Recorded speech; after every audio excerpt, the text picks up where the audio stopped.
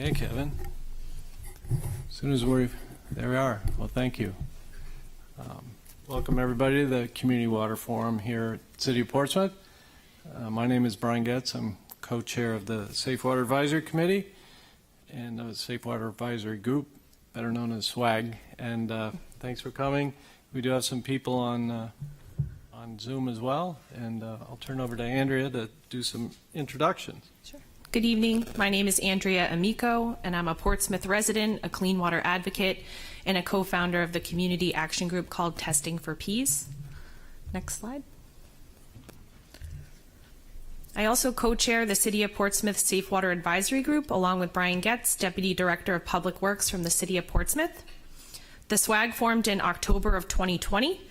It was established by the City Council, and our group's mission is to review and communicate the latest science on the health and environmental health effects of PFAS, to monitor federal and state level legislative changes, and to anticipate policy changes that could impact the City of Portsmouth. I just want to note that we do actually have a vacancy on our SWAG for a Portsmouth resident, so if anyone is interested in potentially joining our group, just let Brian and I know. Next slide, please. It is National Drinking Water Week, and the SWAG organized this Community Drinking Water Forum event tonight to provide our community with general education on many topics pertaining to the city drinking water. We hope you will learn more about where the city water comes from, how it is tested, how it is protected, and steps you can take to test, filter, protect, and preserve your water as well. Drinking water is the most basic human need, and it's critical we all work together to protect our drinking water. Coming to this forum is a good first step to expand your knowledge, and we look forward to you staying involved. I'll pass it over to Brian. All right. Well, thank you, Andrea. And again, thanks everyone for coming here tonight on a nice spring evening. So I know a Tuesday night at 6 is tough, but certainly appreciate it. There are a number of people out. So this is a hybrid meeting. So we have a number of attendees that are out in Zoom land, so to speak. The way we're going to work this, so I'm sort of trying to right here coordinate a number of things the way this forum is going to work. We actually did a dress rehearsal of this with our Safe Water Advisory Group about a week and a half ago. Went pretty good because we're trying to implement a few technological beeps and whistles here to some degree. We've got a lot of presentations, and those were pre-recorded so that we could give everybody a tour of our water systems, and it's hard to do just via PowerPoint. And then we also have staff that they themselves have given you insight and will be able to sort of let you see and visit some of our facilities. We are recording this event, so I know already there were a number of people that sent regrets. We did schedule this when there wasn't anything else scheduled, but lo and behold, in a city like Portsmouth, there's a lot of stuff that happens in between scheduling and now. Apparently there's a high school forum for seeing and meeting potential candidates for the principals. So there were a couple people that had to say sorry, but they were going to attend that. But again, this will be recorded and available for future viewing. So tonight we will have some PowerPoint presentations and information.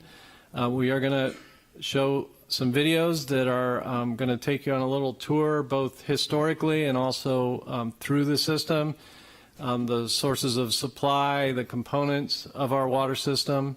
And then we're going to let everybody get involved a little bit. We have interactive polling that'll work for both anybody here in the room that has a phone with the capability of pulling up a browser, and also people out watching remotely will be able to. So we can do some polling and some interactive participation. And then we'll move into a segment where we're going to talk a little more in depth about water quality in the system, and then get into some contaminants of concern. We have Kim McNamara, our health officer, is going to speak to a broader scope of potential contaminants that we might be dealing with in our lives holistically, and then specifically some of the ones of concern in the water systems. And Andrea as well will speak about PFAS, I have a little bit of background on that and our experience with that, but Andrea will delve into a little more detail of that, and then also provide additional resources where people, if they're further interested, they can get additional information. We will then go to question and answer, and so for those that are on Zoom, we've disabled the chat for this portion of the meeting, but we will enable it for the question and answer. And the way we'll do that, given COVID and passing a mic around is probably not the most advisable thing. I think for people that have questions here, you can just ask a question, I'll repeat it, and then we can work on answering. And then we'll finish the night with some interactive polling to get a bit more feedback from everybody. So without further ado, we are going to have 3 quick videos. Again, give you some history and overview of the water systems. Al Pratt, who is on Zoom with us. Al is our water resources manager, and he's available here to present. He's recorded his segments on sources of supply. We have Tim Green, our water operations foreman at Pease, is going to give us an overview of the Pease water treatment system. There are a few other members of city staff here. Peter Rice, our directors, back there in the back row, ready to QC the event. Stephanie Secord is assisting me with, she's our public information officer, with some of the logistics here. We have Dan and Mason back there greeting, and they're our water quality specialists and source protection. We have Jim Tao, our general foreman, in charge of all the distribution system, and Mark Young, who makes everything work out in Madbury and our overall water supply. So with that, I will stop share here, and we'll move on to the videos.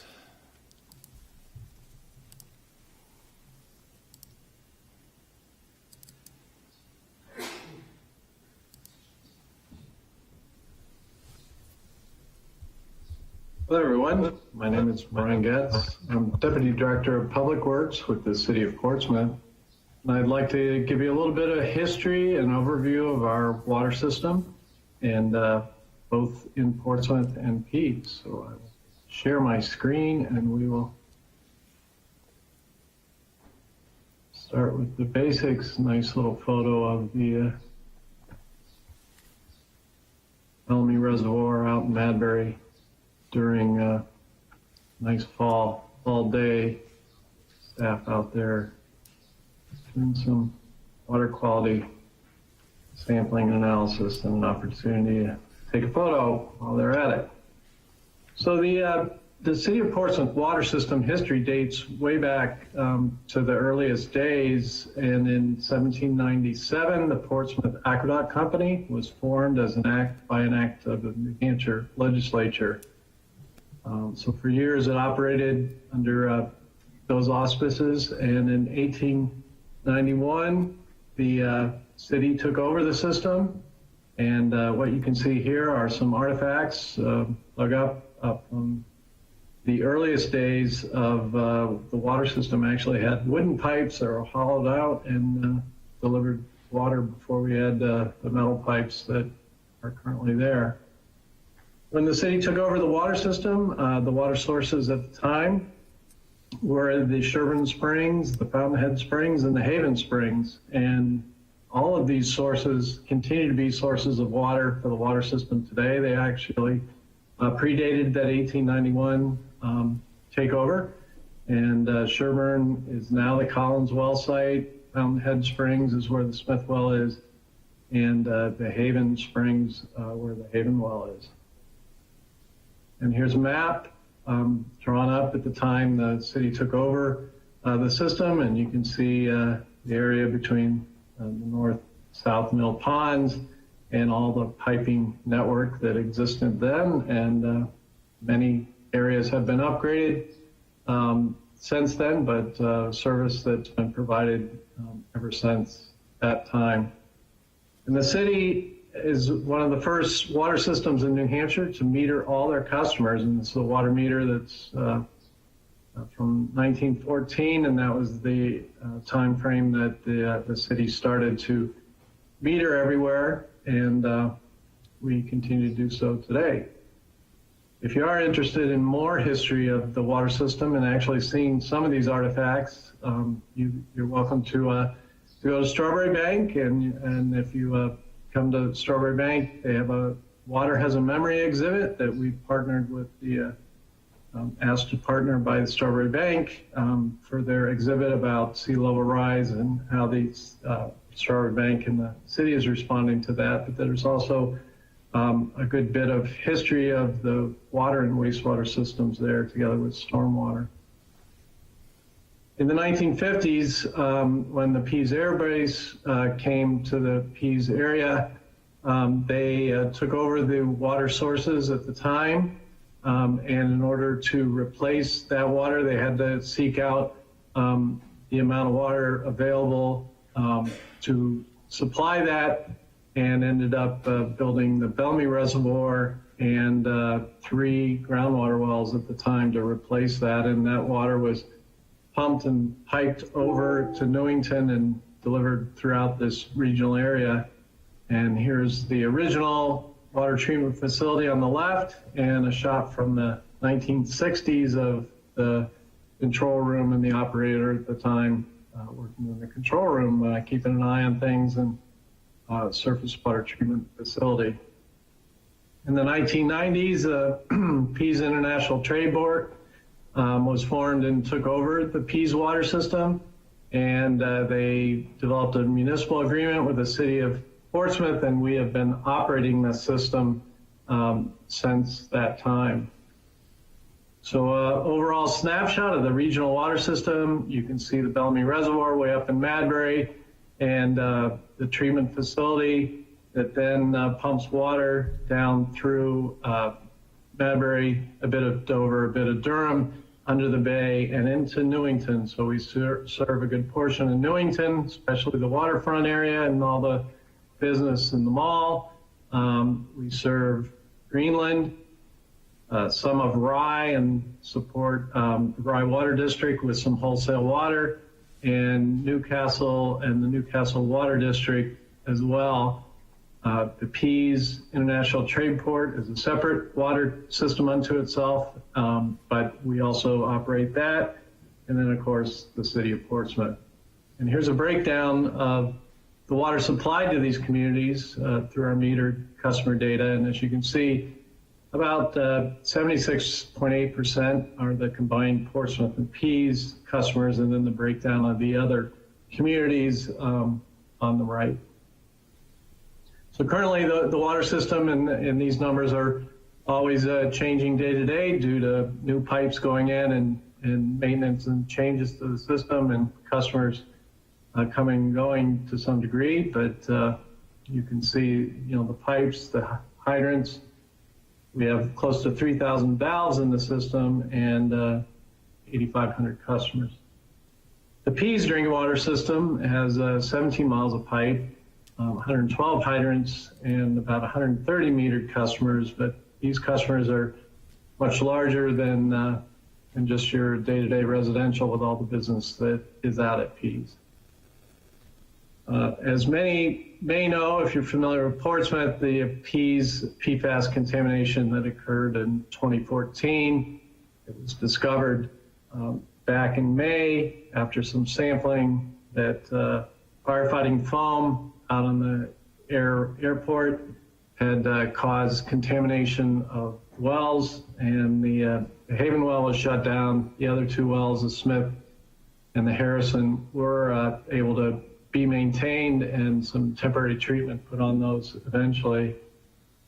7 years later, we have a full treatment system in place. There were a lot of components, a lot of work that went into that. That's a whole other aspect. If you're interested, there's many ways to get additional information on that. And there's the Restoration Advisory Board for Pease that meets quarterly that also goes through that. But in the end, we built a facility after much piloting, study, and design. And what you can see on the left is when construction started, April of 2019, and on the right, when it was completed in 2021.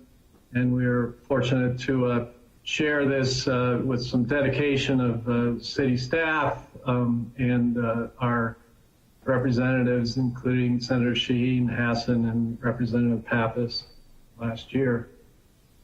So the water system is maintained by our own crews, and some of these shots of them doing work out in the field, working on hydrants, fixing some pipe on the lower left, and then installing new pipe in the upper left. And they do a lot of preventive maintenance. They do hydrant flushing, which we are just finishing up for this year, May of 2022. Customer service work, infrastructure replacement, and coordination with all the other work that is done by private contractors throughout, which includes lots of locating where our pipes are so we can line them out so nobody hits them when they do their own work. And this work is 24/7, day and night, all seasons.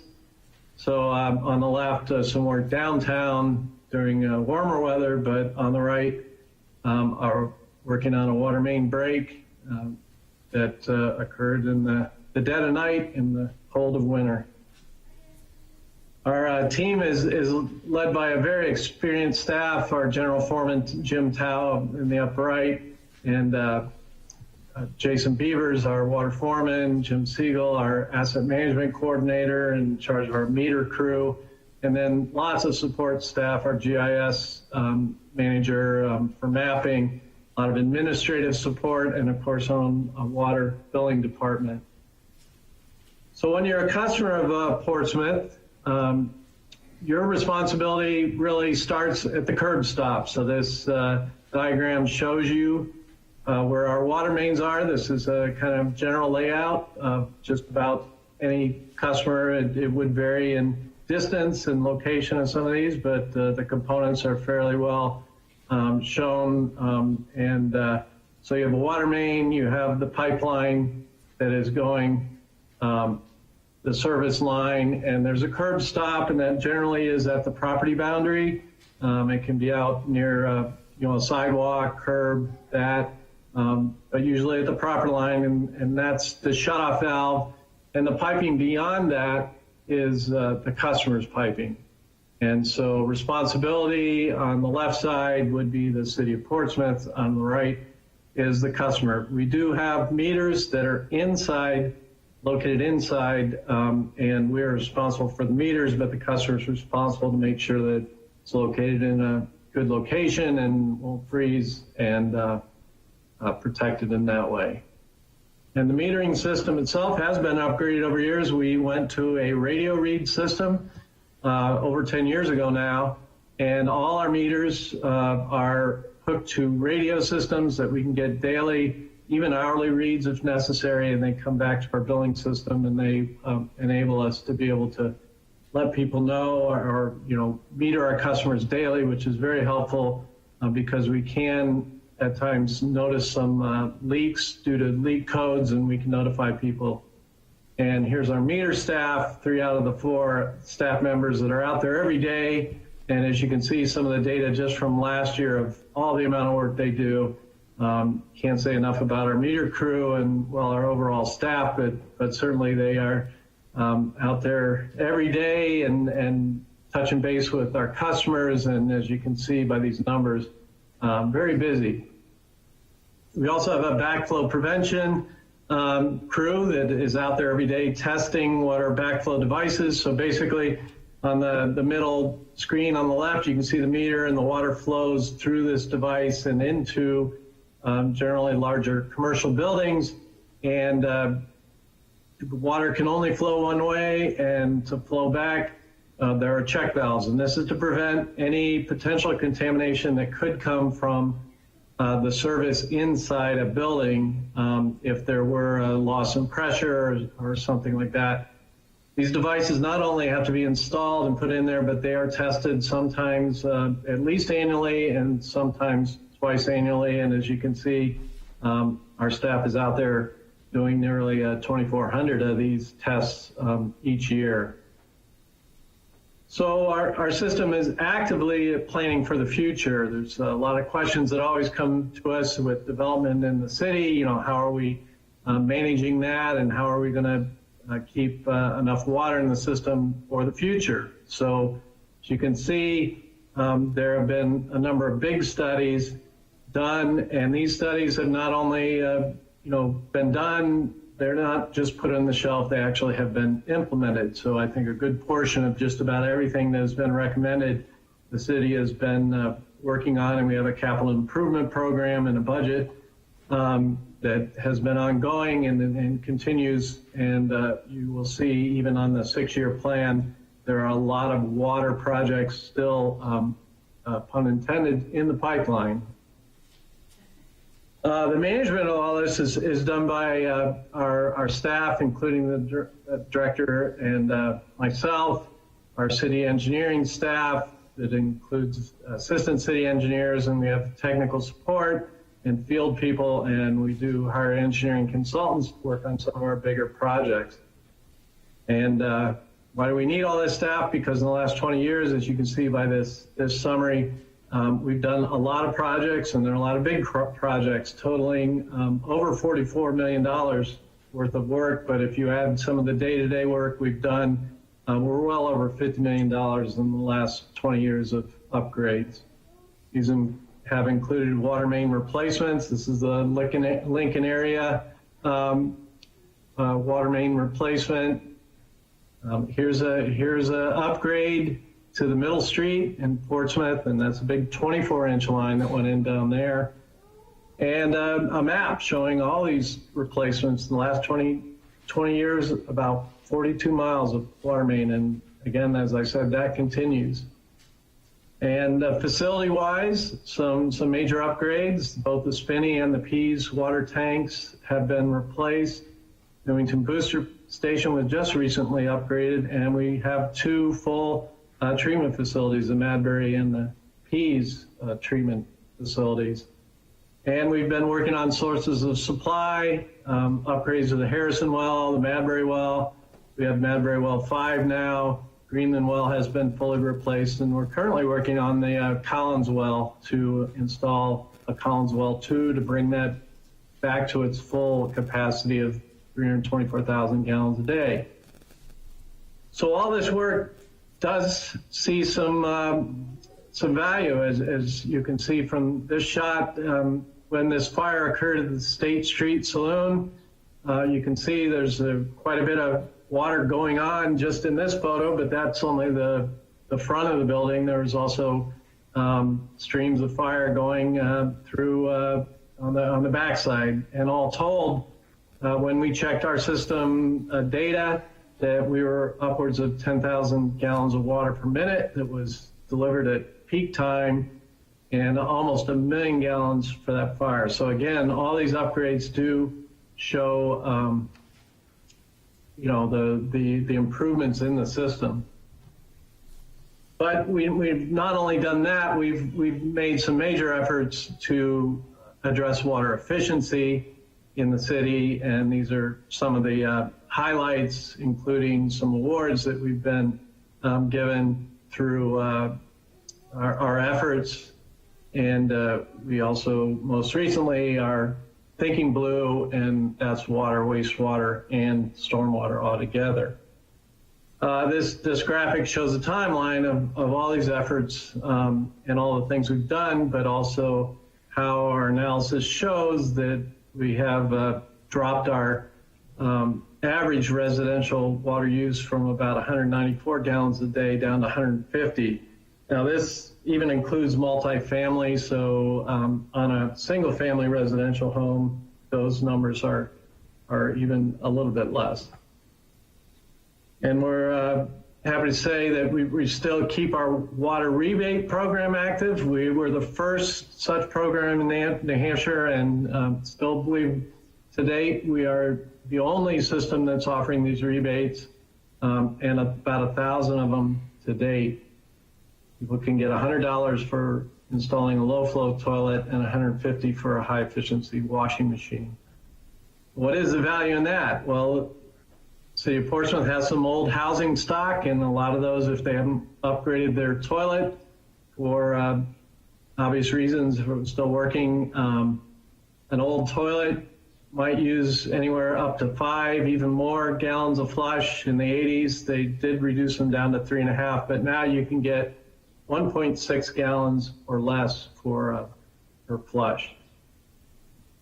And all these efforts are seeing some rewards in as you can see, through the 90s, there was a progression of additional water going up in use.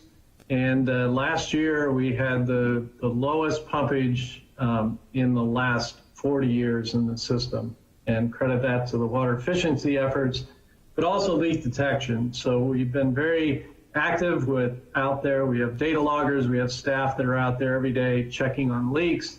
And when you fix the leaks, you don't end up pumping water that then just gets lost back to the ground. And here's a graphic showing that. So this is actually the upwards to showing that we have really reduced our differential between what we pump and what we have delivered.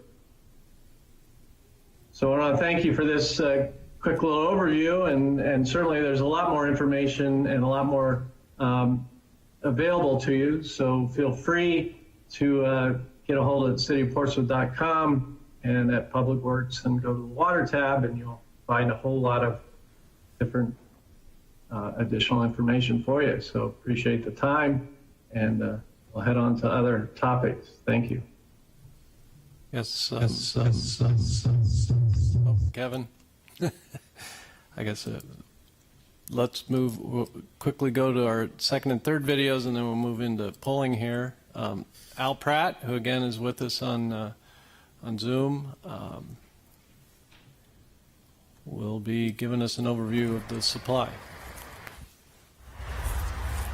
Hello, I'm Al Pratt. I'm the Water Resource Manager for the City of Portsmouth, and I'm responsible for managing the operations of the water supply. I'm a Grade 3 water operator and a professional engineer licensed in New Hampshire. And as the primary certified operator for the water system, I'm responsible for ensuring that the water quality and the water capacity of the system is in compliance with state and federal requirements and meets our customers' needs. I'm here at the Bellamy Reservoir, which is the source of our surface water.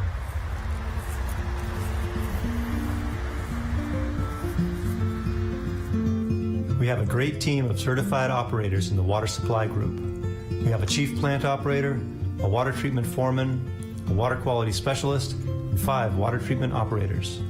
They each play a critical role in ensuring the drinking water is properly treated, tested, and delivered to customers on the water distribution system. Our work starts at the surface water source in Madbury, the Bellamy Reservoir. This source provides about 60% of the water that's delivered through the Portsmouth water system. We're working to protect land within the Bellamy Reservoir watershed to safeguard its water quality for the long term. Water from the reservoir is treated through a dissolved air flotation and filtration water treatment plant located in Madbury. Chlorine in the form of sodium hypochlorite is added to the water at this facility. We also add fluoride for dental health and phosphate for corrosion control. On average, about 2.7 million gallons of water are treated through the water treatment facility each day. Water is also pumped into the water distribution system from 4 wells located on this property in Madbury. All of this water is pumped to Newington, to the Newington Booster Pumping Station. Here, the water passes through a 1.5 million gallon storage tank. Chlorine is added, and the water is pumped into the city and surrounding towns. There are also 2 groundwater supplies in Portsmouth and 1 well in Greenland that supply water directly into the water distribution system. The pressure in the water system is maintained by 2 water storage tanks. There's the Spinney Road 1 million gallon storage tank and the 7.5 million gallon storage tank located on Constitution Avenue. The demand for water varies throughout the year, with high summer demands peaking around 6 million gallons a day. This is primarily due to irrigation demands in the summer. Our average daily demand in the Portsmouth system is around 3.8 million gallons per day. Our water treatment group is constantly monitoring the supply system and making adjustments to treatment and pumping equipment to ensure the water quality and water pressures are consistent and in compliance with all regulatory rules and internal operational specifications. One more quick video with, featuring Tim. Will take us on a little tour of our brand new Pease water treatment facility.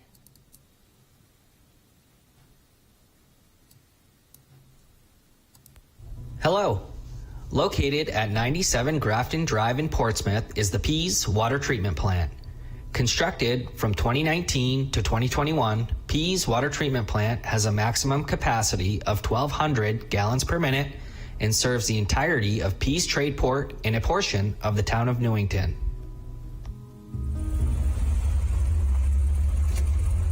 Hi, I'm Tim Green. I'm the Water Operations Foreman for the City of Portsmouth. I'm a certified New Hampshire Grade 4 operator as well as the primary operator for Pease Tradeport Water System. As the Water Operations Foreman, I'm responsible for monitoring and optimizing plant performance as well as providing safe, quality drinking water for Portsmouth's and Pease Tradeport's water systems. Pease Water Treatment Plant is supplied by 3 groundwater wells: Harrison Well, Smith Well, and Haven Well. Pease Water Treatment Plant was designed to treat for per- and polyfluoroalkyl substances, also known as PFAS. PFAS are removed as water passes through 12 filters that are equipped with a specific type of media called resin. Prior to the resin filters, water passes through one of 4 cartridge filters.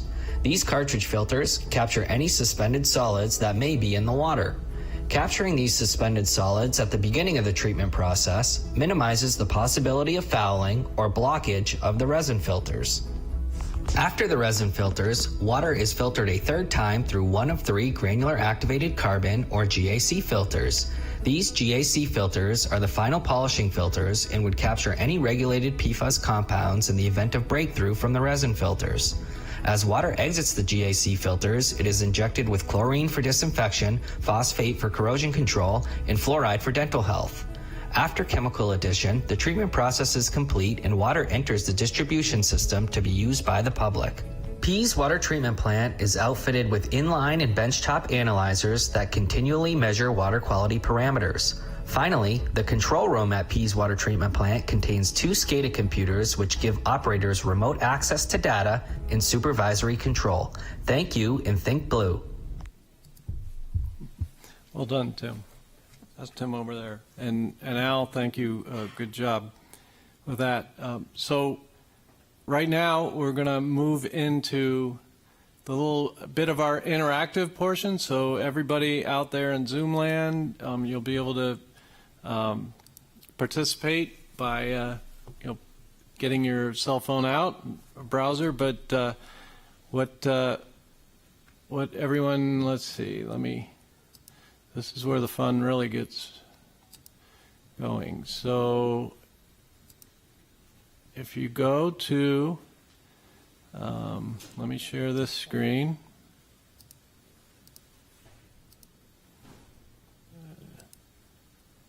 Here we go. So if everyone can go to sli.do, it's slido.com or slido. So you should see a screen that looks like this.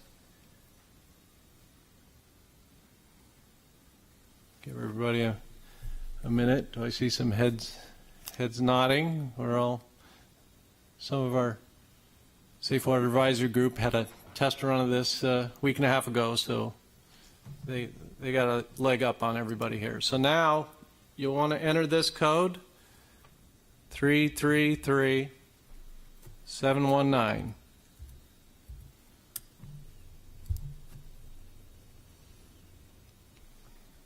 So now you get the chance to interact and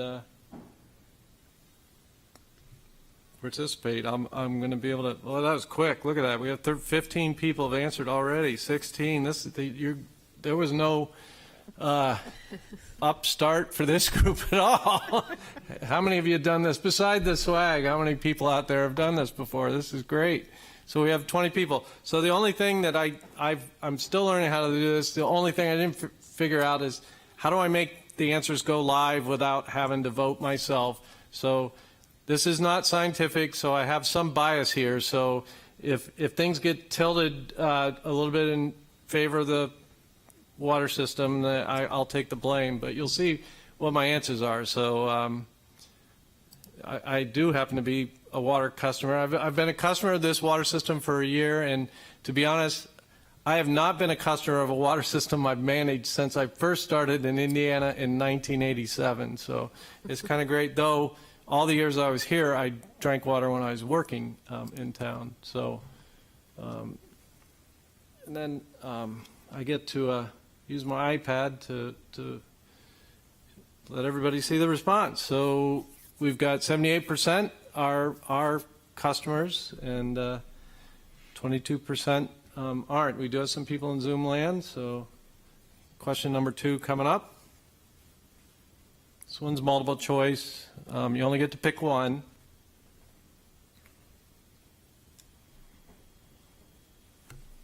Taking a little longer. People have to think about this one.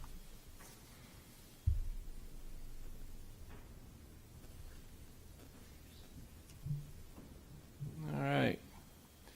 Again, I get to sway things a little bit.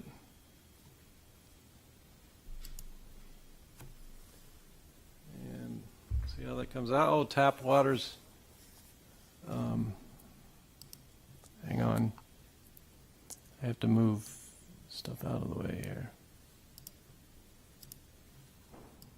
There we go. And looks like tap water's a winner, followed by coffee and some bottled water.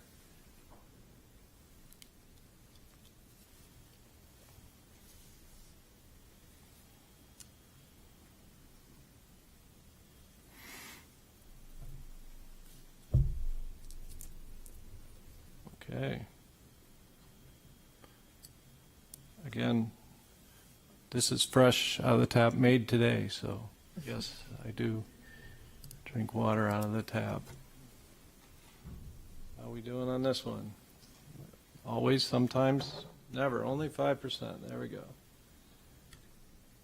So, next up, questions about filtering. So the craft, that would be what, a container you fill that has a filter in it. So, and then various different types of filters that people might have.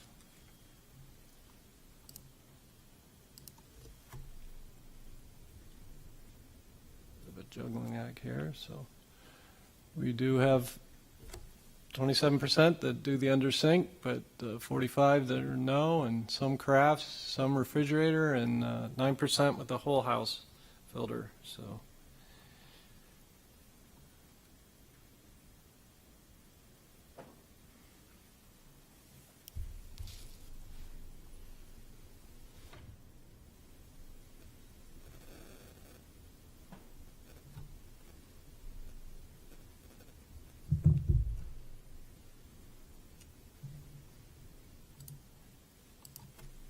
I think we should all get 100%. Maybe I should have led with that one. That's the easy one. But this one, the follow-up is a bit more, might take a little more thought.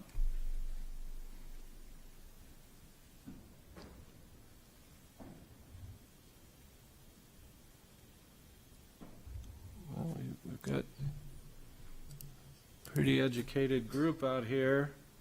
So, and we do have David Muse, who's on our swag. He's also a representative representing Portsmouth at the legislature, and he has brought this point forward through some potential legislation to try to actually make bottled water have to test the same as public drinking water, because currently it varies. So there are some standards that bottled water has to meet, but they don't have to meet all the standards that tap water does. Couple more to go. Now this one you can pick more than one. and I just put those alphabetically, but these are actually really especially in New Hampshire, these are the top contaminants of concern.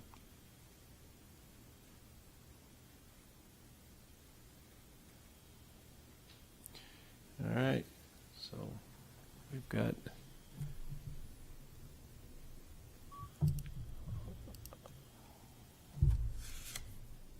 our answers come out on this, 73% lead, and of course you can see since people can do multiple answers, they continue to come in.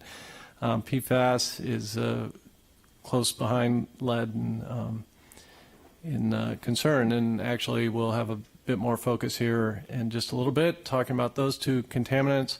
Arsenic, I won't give too much away, but we're fortunate in Portsmouth. New Hampshire itself has quite a lot of arsenic that's in mostly private wells. So if you have a deep bedrock well and you're in an area that has a lot of natural arsenic, you may have some high arsenic in your well. We're fortunate our sources of supply do not contain much arsenic, so we're in pretty good shape there. And of course, bacteria we take care of with our chlorination, and radon 2 is not that big an issue with us. It is more again for deep bedrock groundwater. So the last question, this one will allow you to be a little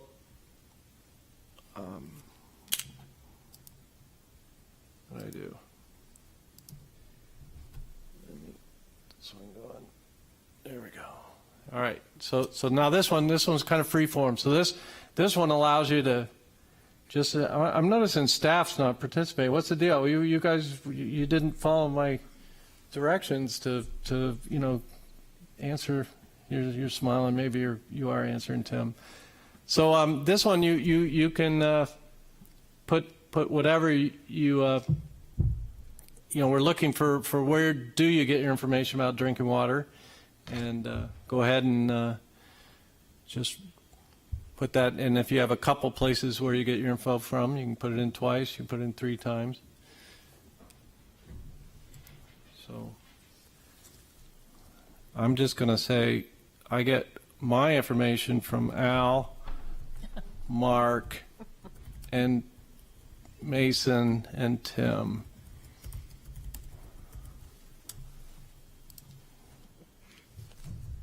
Let's have a look. Look at that. City website. It's great. Annual water quality report. Quickly behind, but if people are continuing to answer, you can see how they can get bigger and smaller and move around a bit.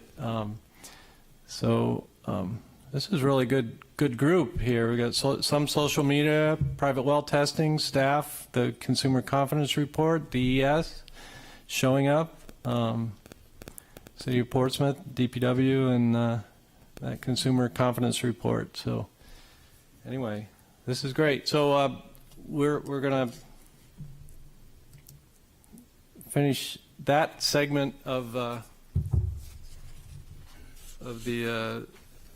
the night and move into just a couple more videos, and our intent here is to get a little more give everybody a little more information on the water quality. So that's why some of these questions, do we test the water, that like to ask up front, because now perhaps we'll be able to answer some questions you might have by giving you a little more information on what we do as far as water quality testing, analysis, and then again, Andrea and Kim are going to delve into a few more detailed contaminants. So let me, got 2 videos here. Here's Mason, our water quality specialist, giving you an overview of water quality parameters. Hello, my name is Mason Caceres, and I'm the water quality analyst for the City of Portsmouth. I'm responsible for monitoring water quality parameters before, during, and after treatment. To meet state and federal regulations and compliance requirements, I collect and analyze water samples throughout the Portsmouth drinking water system, as well as the Pease Tradeport water system. I maintain the Madbury Water Treatment Plant laboratory and all of our in-situ water quality monitors deployed throughout the facility and groundwater source locations. When necessary, I respond to customers' calls and help diagnose their water quality concerns through in-house analyses and investigation reports. Most importantly, it is my duty to manage and maintain drinking water data and annual water quality reports. This data is imperative when assessing the physical, chemical, and biological properties of this invaluable natural resource. Potential contaminants that could have an effect on the health and well-being of consumers are accurately tracked using a variety of analysis methods. Here in the Madbury laboratory, we are able to quantify concentrations of naturally occurring contaminants and common water quality characteristics using benchtop analyzers. Colorimeters help us test for iron, manganese, phosphorus, and chlorine, just to name a few. Spectrophotometers help us test for turbidity and UV254, which are direct measures of the cloudiness of sample water with respect to organic matter. Electrodes are used for pH, alkalinity, and fluoride readings in order to fine-tune chemical additions being made throughout the treatment process.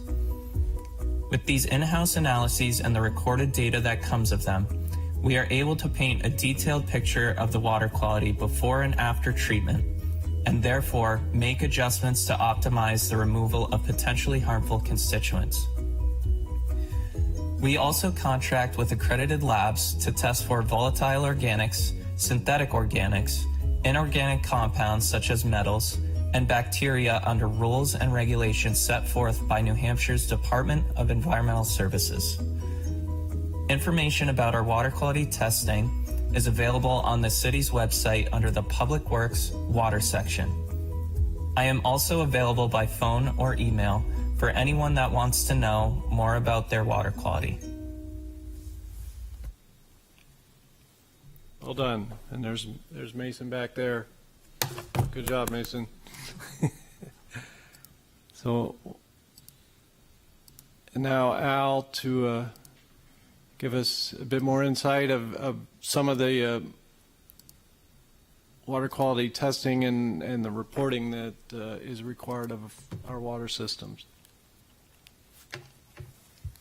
I'm Al Pratt, the Portsmouth Water Resource Manager, and this is a brief overview of the Portsmouth drinking water quality and what the Water Division is doing to protect and test the water and provide information to customers about the water quality.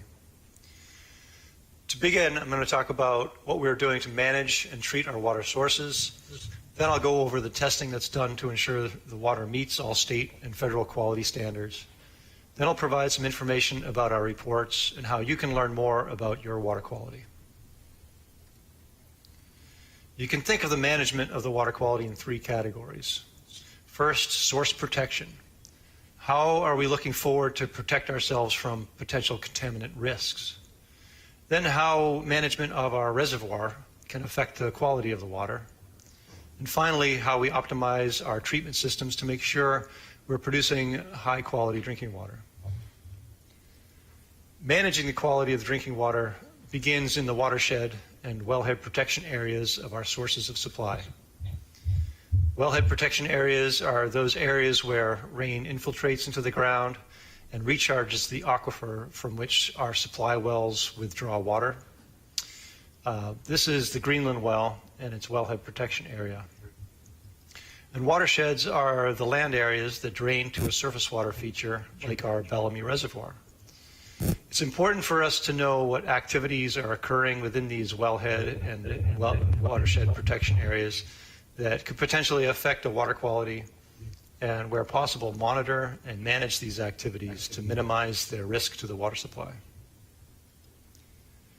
The Bellamy Reservoir, like any surface water feature, is very dynamic.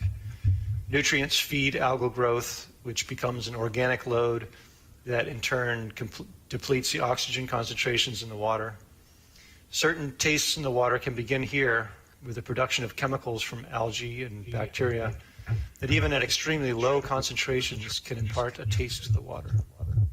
We actively manage the water quality dynamics of the reservoir in the summertime through air diffusers and a system that partitions areas in the reservoir. This approach helps to reduce algal growth and minimizes the dissolution of metals and nutrients from the sediments. Finally, the water quality is managed through the optimization of our surface water treatment process to ensure organics and minerals are effectively removed and pathogens are sufficiently deactivated. Chemicals are added to ensure the water that's delivered into the system maintains required chlorine residual and has characteristics that minimize corrosion potential. The drinking water is routinely tested. This is a list of 10 categories of potential contaminants that we test for. The drinking water compliance regulations vary for each of these parameters. Some contaminants are tested from the sources, such as volatile and synthetic organics, while others, like bacteria and lead, that are tested throughout the water distribution system. The way compliance is determined also varies for these contaminants, where some are based on individual sample results and others on annual rolling averages or system-wide statistical values. This is the list of parameters that are analyzed for. Not all of these have drinking water limits, but are measured by the analytical method used for the specific category of chemical. So we have records for all these parameters, the majority of which are not detected in the water. There are varying frequencies and locations for the water quality testing. For example, bacteria are tested from 15 sites around the city twice a month. PFAS are sampled from the wells and treatment plant every quarter, and VOCs and SOCs are sampled every year from the sources. The samples that Water Division staff collect are all submitted and analyzed by New Hampshire accredited laboratories. The state accreditation program requires laboratories to use the EPA methods that are specified for each parameter under the drinking water quality regulations. The laboratories are required to submit the analytical results directly to the New Hampshire Department of Environmental Services for their determination and documentation of compliance. If there are any results that exceed EPA or state standards, we are notified immediately. All of these results are maintained on the DES data portal called OneStop. These data are available for the public to download, and the Water Division maintains all of these records in our water quality database. If water quality results that were ever measured in exceedance of state or federal requirements, the customers would be notified. This is a list of methods of notification that we could use for getting the message out, from mailings to text to the city website and the city newsletter. Notification requirements vary depending upon the parameter that was in violation. The standardized notifications required by the state identify the contaminant, its measured or calculated concentration, what the potential health risks are, and what you can or should do in response to the violation. Every year we compile all of the water quality sampling results and summarize them in our annual water quality report. These reports are also referred to as consumer confidence reports by the EPA and are mailed to customers by July 1st each year. They are intended to provide customers with information about the sources of water, water treatment processes, and other important system information. There are summary tables of water quality data. We do not include the parameters that had no detection. Only the parameters that had quantified results are included in these tables. These annual reports are all available on the city's website under Public Works, Water section, under the Quality and Status page. The Water Division also prepares water supply status reports. These are issued at least quarterly and more often if water conditions are such that water use restrictions may be required. The status reports evaluate a number of criteria and environmental conditions that affect the water supply. These include precipitation records and trends, groundwater levels, reservoir levels and quality conditions, stream flow, water demand, and source production capacity. By assessing these conditions along with the state's assessment of drought conditions, we evaluate whether water use restrictions need to be put in place. All of these status reports are also available on the city's website on the water supply status page. And the most direct way of learning about your water quality, or if you have any specific water quality issues or concerns, please contact our water quality specialist, Mason Caceres, or me, Al Pratt, at these numbers or emails. We also can be contacted through the city's Click and Fix app or Click and Fix form on the city's website. I hope this helped with your understanding of what the city is doing to manage, test, and report on the Portsmouth water quality.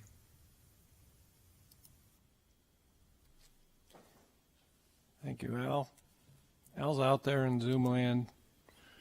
He's muted, but we can bring him in if we have specific questions. Right now, we're going to get into some more specific information about contaminants, and I'm going to turn it over to Kim McNamara, our health officer, to begin.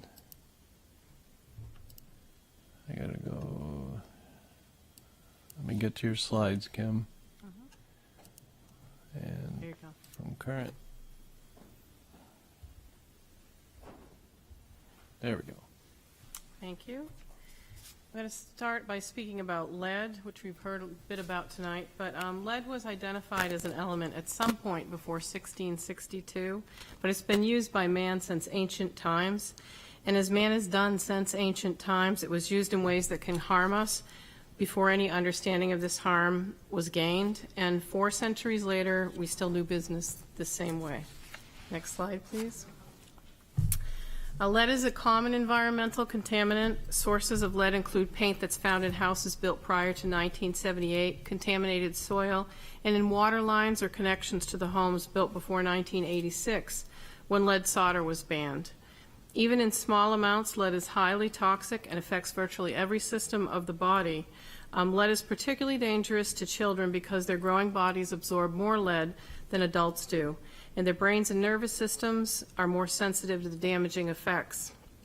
Even low levels of lead in blood of children can result in lifelong, irreversible outcomes, such as behavior and learning difficulties, lower IQ and hyperactivity, slowed growth, speech and language delays, anemia, even seizures, coma, and in rare cases, death. Pregnant and nursing women are also at risk, and when they're exposed, they can pass that lead on to their developing babies, and nursing mothers can as well. And effects to the infants and fetuses include miscarriage, premature birth, underweight, and brain, kidney, and nervous system damage. But lead poisoning is 100% preventable.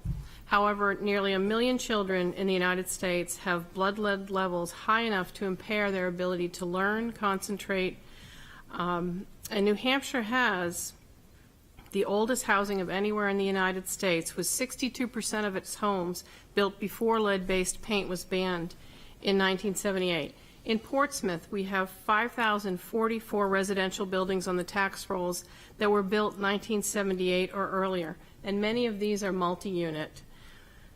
This number grows when you add the homes built from 1978 to 1986, when lead solder and plumbing was banned. So this is significant housing stock with potential lead risks. And in 2020, 42,057, or 50% of New Hampshire children 6 years or younger, resided in housing units built before the 78 ban on lead. And in 2020, 3,108 fewer New Hampshire children had blood lead level tests than in 2019 due to the COVID pandemic. This represents a 14% drop in the state's pediatric lead level. And the concern here is that elevated lead levels are not being detected in children, and many of those children have spent the last 2 years in these homes. Next slide, please. So 1 in 3 parents of children with blood lead levels greater than 5 micrograms per deciliter of blood, which is the level of concern, report that renovations had taken place in their home within the last 6 months to that blood test. According to the American Academy of Pediatrics, 1 in 5 attention deficit disorder cases were attributed to lead exposure. And it only takes a speck of lead dust the size of a grain of salt, as you can see on the tip of this finger, to poison a child. Next slide, please. Lead is rarely found in water before it enters your home, but the plumbing in your home could be contributing to lead to the water that you drink. Lead pipes and brass plumbing fixtures with copper pipe soldered with lead can release lead into the water. Homes built before 1986 are more likely to have these fixtures, as that's when the solder was banned. Remember the age of much of our housing stock, and even if homes were completely renovated on the upper levels and underwent lead abatement or lead encapsulation, you must still worry about the plumbing coming into the home behind the walls. Next slide, please. So sources of lead in drinking water in your home. You could have copper pipe with lead solder. Again, solder made or installed before 86 contained high lead levels. Your lead service lines that run from the water main to the main's internal plumbing could be another source. Fixtures inside your home may contain lead, and galvanized pipes. Lead particles can attach to the surface of galvanized pipes and then enter your drinking water. And then the lead goosenecks, which we saw on an earlier slide, are shorter pipes that connect the lead service line to the main. Next slide, please. What does lead pipe look like? Well, you can see the lower half of the first picture here. You have that sort of bulbous looking, very light gray, dull pipe. Lead pipes can often be, or are often, very dull gray. They're also soft and can be scratched, as you can see on the right. And surrounding this water meter, you have the same types of pipes on either side. So lead solder was also used in service connectors to household plumbing. If the lead pipe, or if pipe is suspected to be lead, it should be replaced immediately. Do not use that water for consumption or for making baby formula. And the only way to really be 100% sure of what levels of lead are in your water is to get it tested. Next slide. But lead is not the only contaminant. Commercial chemicals surround us every day. They're in our air, water, soil, and food. They're in our homes and our workplaces, and they're in us. They're found in even the most remote areas of the planet and in the everyday products that we choose to buy and consume on a daily basis, such as household cleaners, personal products, cosmetics, food containers, toys, furniture, and clothing. There's over 80,000 registered chemicals in use, and greater than 60,000 of these have never been safety tested, but were allowed to be produced, marketed, and distributed. Many were developed for military and industrial use, but found their way into our everyday home use. Next, please. So having recognized the growing evidence that many of these chemicals pose serious risk to human health, there has been a legislative attempt to begin the process of addressing this issue, but it's in its infancy and it is a far too slow process. The Frank R. Lautenberg Chemical Safety for the 21st Century Act was passed in 2016. In this act amended the Toxic Substance Control Act, and it began to require risk evaluations for these chemicals. However, there's only a requirement for risk evaluations to be conducted on 20 chemicals at every given time.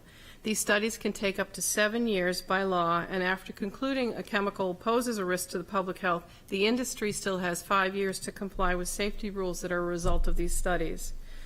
Shown here is the 2021 annual plan for risk evaluations.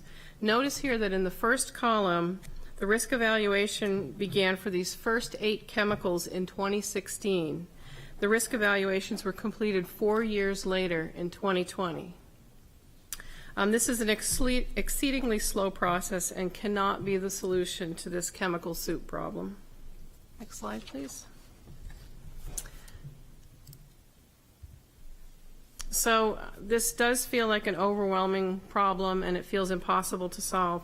And left up to this Frank R. Lautenberg Act alone, it is. But thankfully, there are millions of people who are aware and concerned about these issues, and there is much work going on to address environmental public health across the globe by non-governmental bodies and academic centers. These are just 3 of many resources to illustrate the different types of responses that are occurring by different groups of various levels. The National Resources Defense Council, I think that's Natural Resources Defense Council. The mission is to safeguard the earth, its people, plants and animals, and the natural systems which all life depends on. So that's a very global organization. The Environmental Working Group, their mission is to empower you with breakthrough research to make informed choices and live a healthy life in a healthy environment. And then the Silent Spring Institute is another example, and their statement is that they prevent cancers by reducing people's exposure to harmful chemicals where they live, work, and play. So you can see these groups work on different levels, but all sort of in the same realm of the chemical contamination that we face. So even beyond these organized approaches, there's much that you can do to protect yourself, the environment, and our groundwater immediately. First, reduce the purchase and consumption of unnecessary chemicals and products. Use natural cleaners and products which tend to be less toxic and break down in the environment more easily. And purchase only small quantities so there is less waste. If you have a septic system and you have blue toilet bowl cleaner, you are just flushing that out into your groundwater table. If you are on a sewer system, many chemicals that go through our treatment plants simply get flushed out to sea. So reduce those chemicals. This discussion will include landfills and Superfund sites, which are a real concern. However, it's absolutely vital that we understand that every one of us who engages in daily life purchasing products and services has responsibility for these chemicals. If we were not consumers, these chemicals wouldn't be on the market and there wouldn't be the need for landfills. Once you have made the decision to purchase industrial chemicals, however, protect the environment by avoiding storing these things where flooding can mingle with chemicals. That's how we get it out into our environment. That's how we get it into our groundwater and where we want to grow our vegetables. And do not use toxics outside that are discharged onto the ground or into storm drains during activities such as car washing at home or cleaning paintbrushes or allowing oil and antifreeze to drip onto the ground. And very importantly, dispose of properly. Which brings us to Household Hazardous Waste Day. The next Household Hazardous Waste Day is going to be held Saturday, May 21st from 8 to noon at the Portsmouth Recycling Center on Beverly Hill Road. And this is open to residents of Portsmouth, Greenland, and Newington with proof of residency. And household hazardous waste is any leftover or unused household product that contains potentially hazardous materials such as toxic chemicals that we often use in our everyday lives. This can include anything from paints, cleaners, and oils to batteries, electronics, and pesticides. Correct me if I'm wrong on that, Brian. And it is illegal to dump household hazardous waste into the garbage, down drains, or onto the ground, since it can leach into the groundwater, create air pollution, or contaminate the food we eat. Instead, products that contain hazardous ingredients will require special care when disposed of in order to avoid any potential risks. But the best way to avoid environmental contamination and potential health effects is for your household to reduce the use of these chemicals. Thank you. Thanks, Kim. So another major contaminant of concern that has impacted the city in many locations are PFAS. PFAS stands for per and polyfluoroalkyl substances. They are a large class of man-made chemicals used for a variety of purposes. PFAS are often referred to as forever chemicals because they are made up of very strong carbon-fluorine bonds, causing the chemicals to not break down. Next slide, please. PFAS have many useful properties and are found in a variety of everyday products such as nonstick cookware, firefighting foam, fast food packaging, weatherproof clothing, stain-resistant products, carpets, furniture, dental floss, and more. Because of their widespread use in consumer products, 99% of Americans have some detectable levels of PFAS in their blood. We are concerned about PFAS given the persistent nature of the chemicals, causing them to bioaccumulate or build up in humans, animals, and the environment. And PFAS have been associated with multiple adverse health effects that impact multiple systems of the human body, such as different types of cancer, high cholesterol, immune suppression or less effective vaccines, thyroid disorders, high blood pressure during pregnancy, and low birth weight in babies. PFAS first became known to our city when in 2014 high levels of PFAS were discovered in the drinking water at the Pease Trade Port. The Haven well was shut down from 2014 to 2021. The other two drinking water wells at Pease have low levels of PFAS and have not been shut down. Thousands of people were exposed to high levels of PFAS contamination at Pease, and the Air Force has spent millions of dollars on remediation and filtration of the drinking water supplied by the 3 wells at Pease. The current PFAS levels in the drinking water after it is filtered is non-detect at Pease, and there are PFAS health studies underway for the Pease community to better understand the health impacts of this significant exposure. Another site known for PFAS in the area is the Coakley landfill, a former dump and current Superfund site located in Northampton.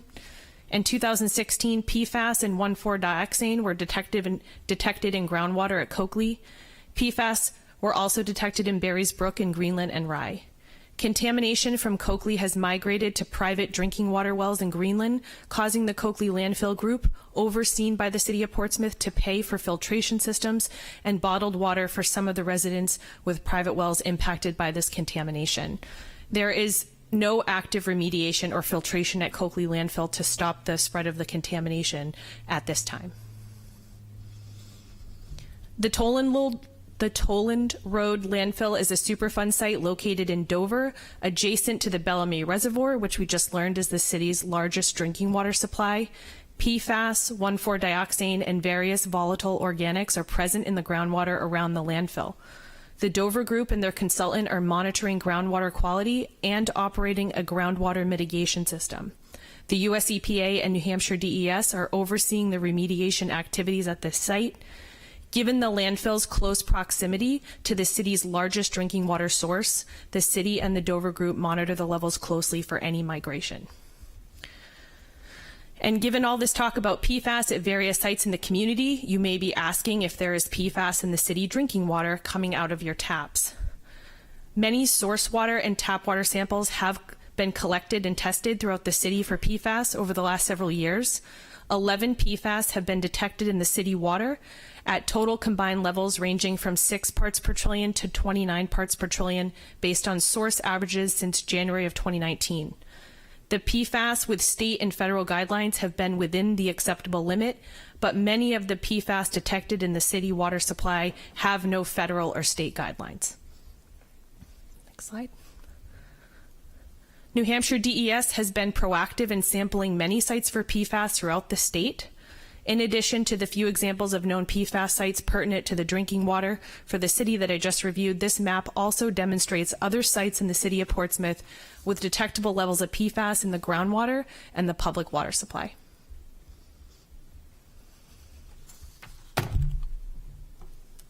Okay. Thank you, Andrea.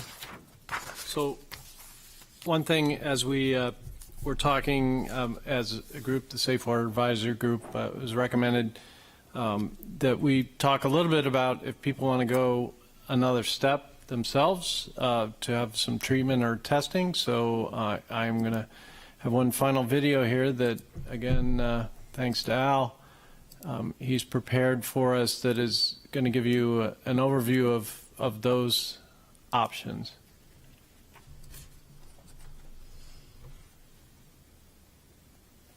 I know many customers have additional treatment systems or are considering treatment options, and I'd like to provide a little information for you to consider here. First, understand that the Portsmouth drinking water meets all state and federal drinking water requirements. We receive calls from customers that are often related to sporadic discoloration of the water, and usually by flushing cold water through the house or apartment, that takes care of these occasional issues that are primarily associated with plumbing or disturbances in the distribution system.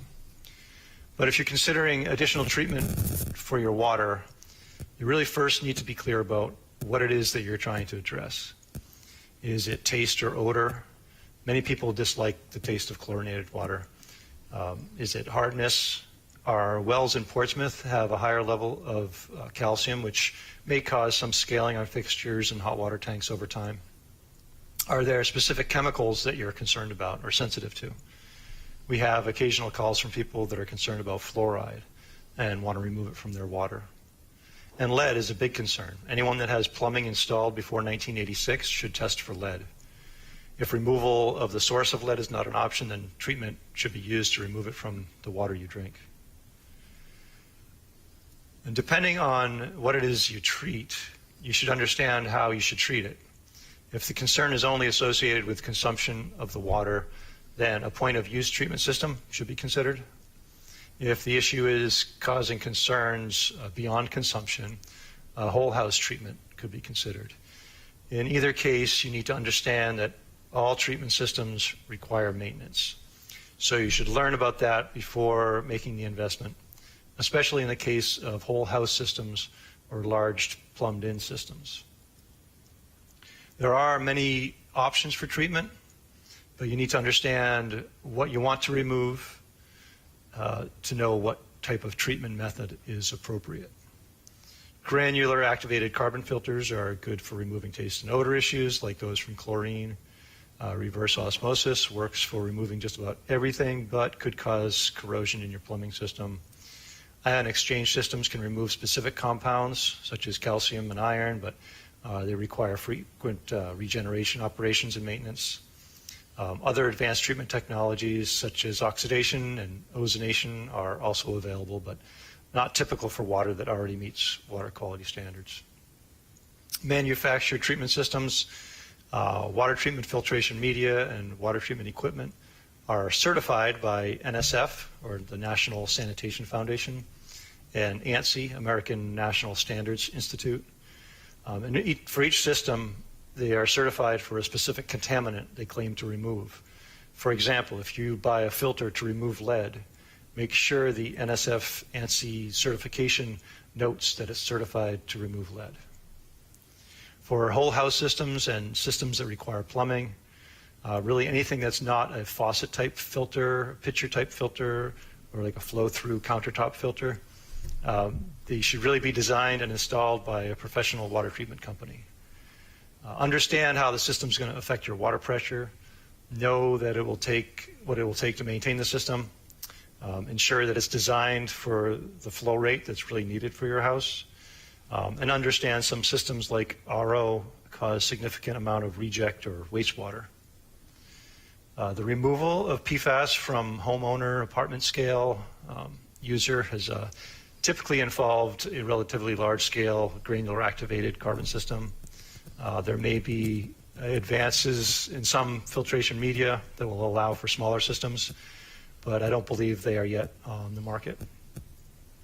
And as a municipal water supplier, we cannot recommend treatment systems or companies specifically, but would be glad to talk to you about your concerns and provide any additional water quality information that could help you. And I also want to bring up options for water quality testing. I strongly recommending testing the water in your house for lead, since lead is a contaminant that primarily the sources are within plumbing, within houses. There are many labs in New England. I've listed them here. These are all the accredited labs in New England, sorted by state. You'll see the New Hampshire labs on the top here. Each of these labs can analyze it for drinking water parameters. So I've listed them here. This is also located on the city's website under the water page, looking for more information on laboratories. So I hope this helps. Thank you.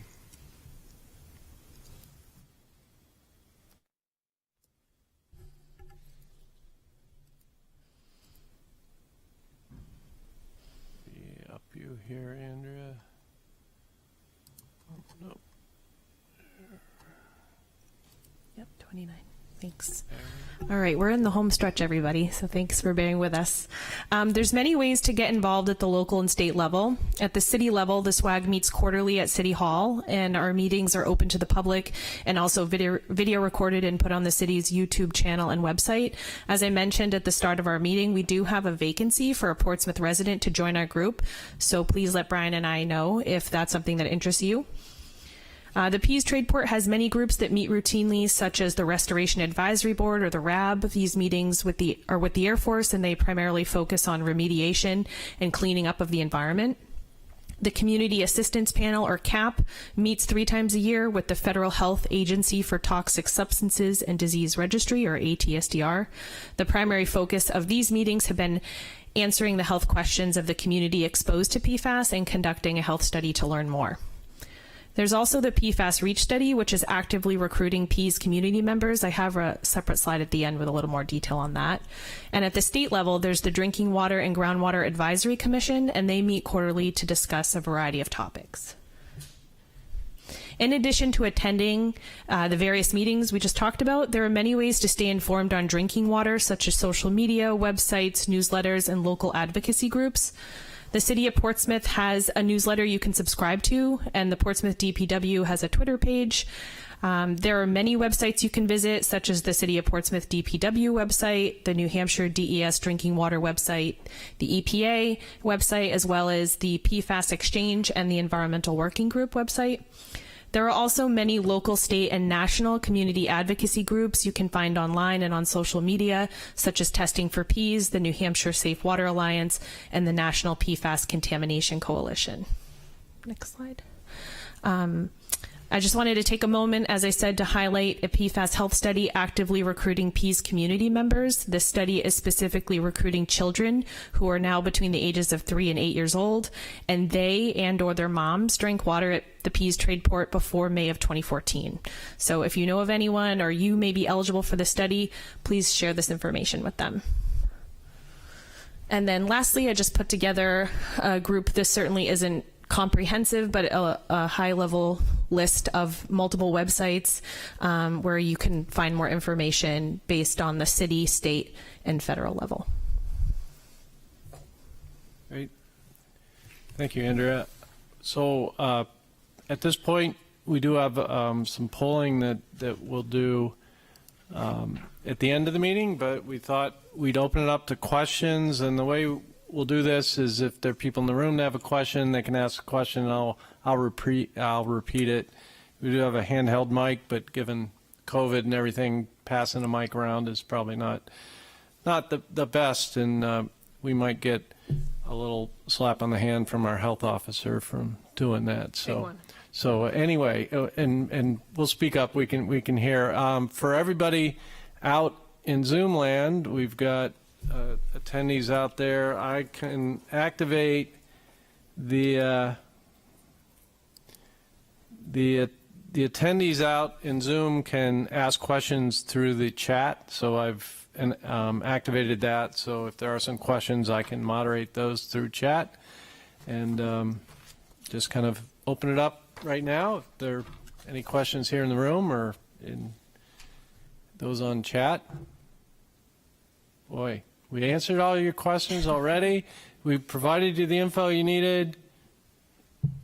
We're all happy. Well, that's nice in one respect, I guess.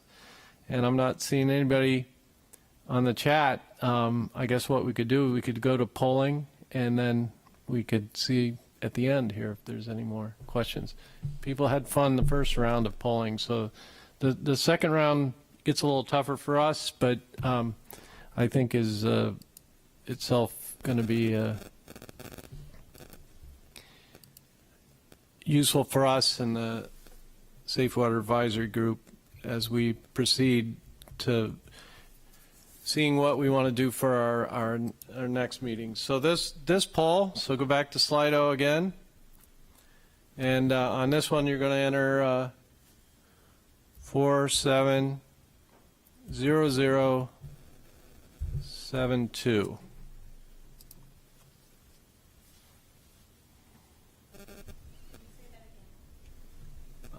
470072. I'm sorry, I didn't share a screen on that one. Would have 470072. Let me hold up. Everybody get that? I'll start over again, just like I did before.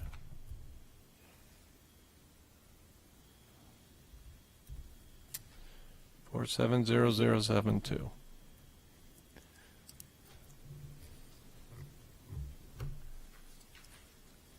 Thank you, Jim. Well, we got answers already. We have 15 answers, so I myself, even as much as I've seen, I did learn something myself here. So Kim's information was very helpful. So everybody learned some info. That was great. Next up.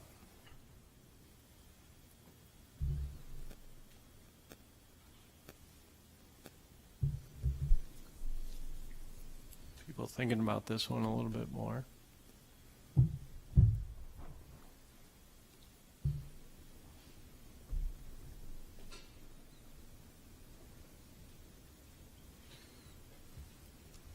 right.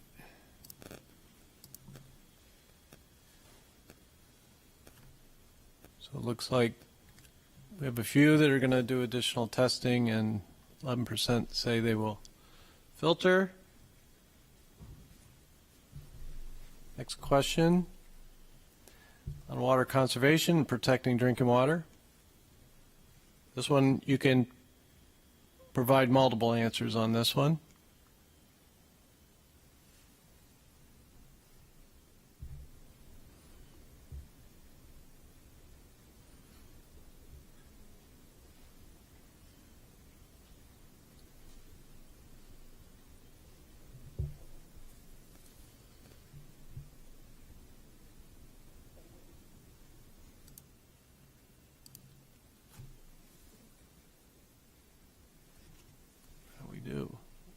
We're going to get good participation at the next Household Hazardous Waste Day. That was great. Some people are already doing the steps. So here's where all of us presenting get put on the spot a little bit, and also the water suppliers. I don't know if Tim and Mark get a vote on this one.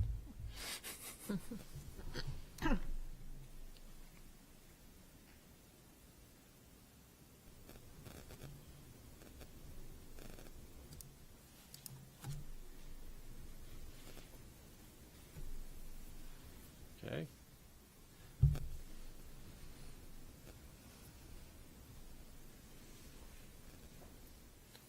So here's one definitely for us here. Was the forum useful?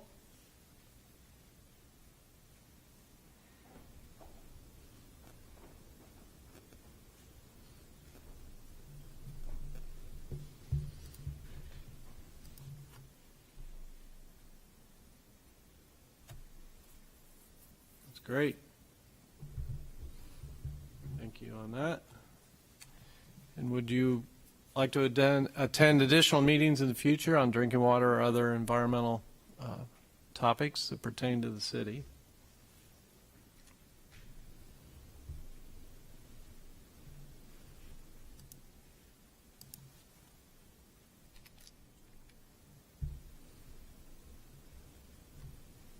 So, lots of yeses and a few maybes, so that's great. So appreciate that. And Slido was successful. I was most nervous about the Slido part. I want to use the word clouds a little more, but that I need to know how to moderate things away. There is a thing that, you know, people can't say nasty things, but it could get out of control, I guess. So anyway, we could reopen it for any further questions or comments. And yes. Just a question, Brian, for the public. Just remind us, who do we contact if we think we have an issue at our house? The question from Councilor Blaylock was, who do you contact? Well, you know, we've got certainly call DPW and our water division staff. You can call us on night and day. We've got, if there's an immediate issue with your water, you can call dispatch. We always have 24/7 coverage, so there's always somebody to respond immediately if there's an immediate concern. But overall, the Click and Fix app that Al referred to allows people opportunity to say they've got a question. And then Mason, who's back there, Mason's our water quality specialist. He's the guy that gets the calls. They kind of filter their way to Mason, who then does his best on the phone to say, you know, hey, oh, you're just down the street from where we sample, and he might be able to pull that data up and answer your question. But, you know, right now we're flushing, so there, people might have some rusty, dirty water. One thing we are trying to explore is an interactive app that we can really identify more in real time where the neighborhoods we're flushing. So in general, we say where we're flushing right now, but we hope in the fall of this year to have something that, you know, you go on the website, or actually we could do code red reverse 911 to do that. Good question. Thank you. Yes, question back there from Councilor Lombardi. Is there a local place to pick up test kits and drop them off? It seems to me I saw that it was on a list. There was something in Portsmouth. Yeah, a local place to actually pick up and drop off tests. Well, certainly, one thing, the whole testing for lead could be a whole. The way we do water quality testing for lead, that could be a meeting unto itself, and certainly Mason is busy right now getting bottles out there. But you could contact Mason, because we're always looking for the housing stock that is old. So if your residence qualifies in the category, so there's places we have to go for sampling at old houses, or houses have plumbing prior to 86. So if yours qualifies and you can talk to Mason right here today, we could put you on the list for that sampling if you're wanting to do lead testing. The one lab in Portsmouth, Absolute Resource Associates, they're out on Heritage Avenue. They do sampling that is certified, and then everybody else on the list too can. They are certainly, being in town, though, like Al said, we don't endorse or fully recommend anybody, but they are in town, so that's probably in certain respects the easiest way to do a test like that. But you're welcome. Great. I'm going to take a look.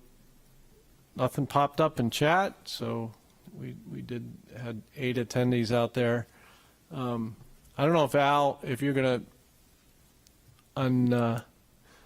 unmute yourself and turn your video on. Al was a little under the weather. There he is. Can you hear me? Yeah. Just say, hey, Al. Sitting out here in the reservoir. Yeah, hey, Al, you did a great job. I think we should give Al a great hand. Yes. And Tim over here, and Mason and Dan, and again, Andrea and the whole Safe Water Advisory Group, thank you. And Kim, this was a great night. We'd like to do it again, and we're certainly the next round, if we do the Slido polling, we're looking forward to people giving us some really tough things to put up there. So I think it's a great way. Any other thoughts? Anything I missed, Al? I think you covered everything. Great. Thanks. If anyone does have any questions, you know, Mason and my contact information is on the website, so feel free to call us or email us anytime about water quality issues. Great. Anything to finish up, Kim? Andrea? Just thank you very much for coming, taking in all this information. It's a lot. This will be recorded, so you can watch it again if you'd like to, and share it with your neighbors or anyone else who's interested. Because as I said, drinking water, clean drinking water is all of our responsibility, and that's critical for all of us. So it's important to be educated and know how you can protect your water, filter your water if you want to, preserve it. So thanks again for coming. I hope you found it helpful. Thanks, everybody, and think blue.